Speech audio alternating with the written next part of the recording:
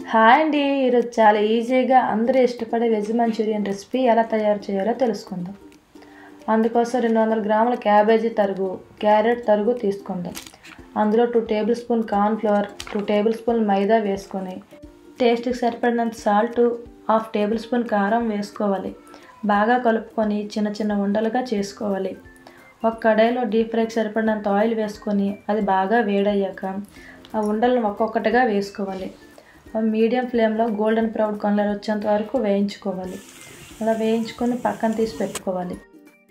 వేరొక కడాయిలో 2 table spoon oil వేసుకొని 2 పచ్చిమిర్చి తరుగు, వెల్లుల్లి తరుగు, అల్లం తరుగు వేసుకొని పచ్చివాసన పోయేంత వరకు వేయించుకోవాలి. అలాగే ఒక ఉల్లిపాయను చిన్న చిన్న ముక్కలుగా కట్ చేసి వేసుకోవాలి.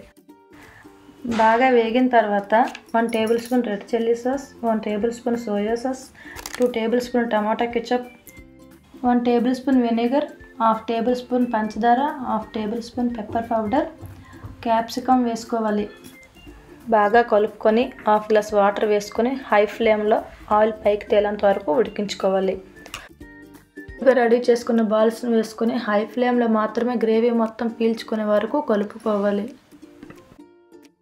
కొత్తిమీర వేసుకొని స్టవ్ ఆఫ్ చేసుకుంటే టేస్టీ వెజ్ మంచూరియన్ రెడీ. మా వీడియో కనుక నచ్చినట్లయితే ప్లీజ్ లైక్ అండ్ సబ్స్క్రైబ్.